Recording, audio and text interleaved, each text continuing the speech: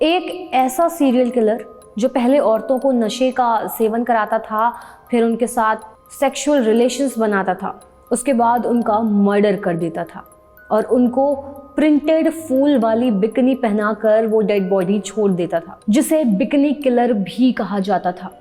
आज तकरीबन 20 साल बाद वो नेपाल की जेल से छूट गया है।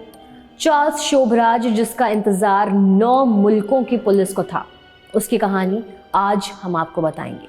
चार्ल्स की माँ वियतनामी और पिता भारतीय थे।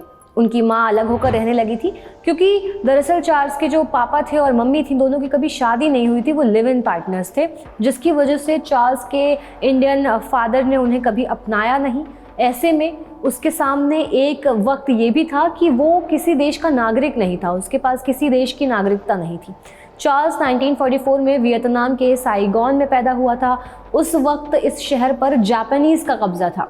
शोभराज की माँ जो थी वो वियतनाम में तैनात एक फ्रांसीसी फ़ौजी से उन्होंने शादी कर ली और उसके बाद वो पेरिस चली गई, जिसके बाद फ्रांसीसी जो फ़ौजी था उसने चार्ल्स को अपनाया और इसके बाद फ्रांस की नागरिकता उसे मिली। 1970s में साउथ ईस्ट एशिया के लगभग हर एक देश में जाकर फॉरेनर टूरिस्ट को उसने अपना शिकार बनाया और उन्हें मौत के घाट उतार दिया। मरने वालों में ज़्यादातर लोग यूरोप और अमेरिका के साथ साथ इंडिया के, नेपाल के और थाईलैंड के लोग थे। वहाँ की लड़कियाँ थीं। चार्ल्स 6 भाषाएं बोल सकता है और इसी का फ़ायदा वो लड़कियों को इम्प्रेस करने के लिए करता था। उनसे दोस्ती बढ़ाता, उनसे बात करता और अपने मकसद को अंजाम देता था। चार्ल्स शोभराज के बारे में ये बताया जाता है कि उसने 1972 से 1976 के बीच करीब 24 लड़कियों को मौत के घाट उतारा था और उसने सारे फॉरेन टूरिस्ट को ही अपना शिकार बनाया था। 1976 में चार्ल्स शोभराज ने एक बड़ा हाथ मारा। इंडिया की सैर करने आए एक फ्रांसीसी ग्रुप के 4 लोगों को मौत के घाट उतार दिया। इसके साथ ही चार्ल्स ने इजराइल के एक टूरिस्ट की हत्या कर दी, जिसकी वजह से उसे पकड़ा गया।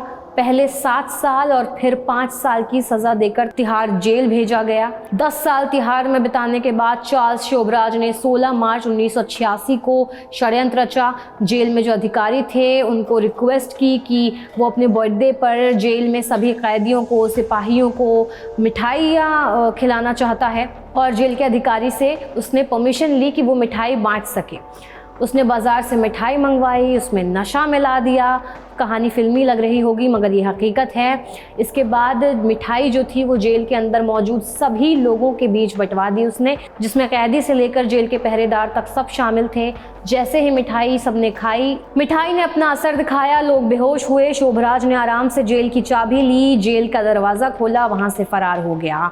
जेल से बाहर निकल के बाकायदा रिक्शा लिया, आसानी से दिल्ली रेलवे स्टेशन पहुँचा, वहाँ से टिकट ली और गोवा जाने वाली ट्रेन में बैठ गया। अब यहाँ दिल्ली में जो थी वो सियासत गर्मा गई कि 24 हत्या करने वाला ऐसा अपराधी छूट कैसे गया, भाग कैसे गया।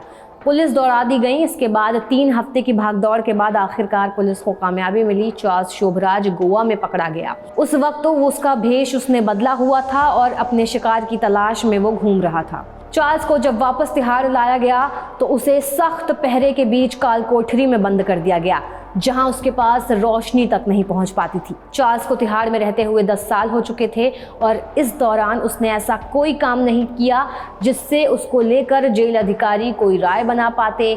जेल में सारा काम वो कायदे और कानून के मुताबिक ही करता था। ज़्यादातर समय लाइब्रेरी में गुजारता था, पढ़ता था। जेल में अधिकारियों के पास उस पर शक करने की कोई वजह नहीं थी, लेकिन चार्ल्स जो था उसके दिमाग में कुछ और चल रहा था।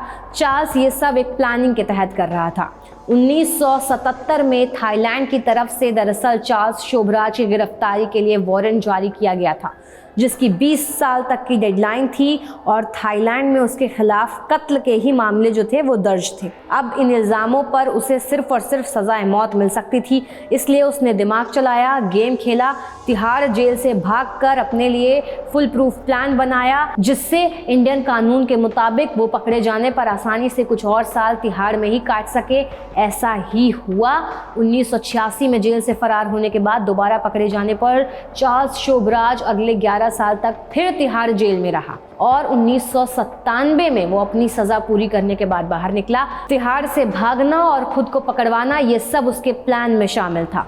तब तक थाईलैंड के वारंट की जो मियाद थी वो पूरी हो चुकी थी। चार्ल्स अपने प्लान में कामयाब हो चुका था। 1997 में भारत की जेल से रिहा होने के बाद चार्ल्स शोभराज पेरिस चला गया। पेरिस में उसने अपनी किंग साइज जिंदगी जी। वहां पर जीते जीते अचानक 2003 में चार्ल्स नेपाल आया। वहां एक कसिनो के बाहर उसकी फोटो अखबार में छपी तो नेपाल पुलिस हरकत में आई, उसे पकड़ लिया गया। नेपाल में दरअसल पहले से ही उसके खिलाफ हत्या के मामले दर्ज हो चुके थे, साथ ही फर्जी पासपोर्ट के मामला भी दर्ज था। 12 अगस्त 2004 को चार्ल्स शोभराज को नेपाल के सुप्रीम कोर्ट ने उम्र कैद की सजा सुनाई और आज लगभग 20 साल बाद वो नेपाल की जेल से रिहा हुआ है। इतने खतरनाक और शातिर अपराधी के बारे में आपका क्या कहना है, आप हमें कमेंट्स में बता सकते हैं। वीडियो अच्छा लगा हो तो लाइक और शेयर ज़रूर कीजिएगा। तमाम छोटी बड़ी अपडेट्स के लिए चैनल को सब्सक्राइब करना मत भूलिएगा।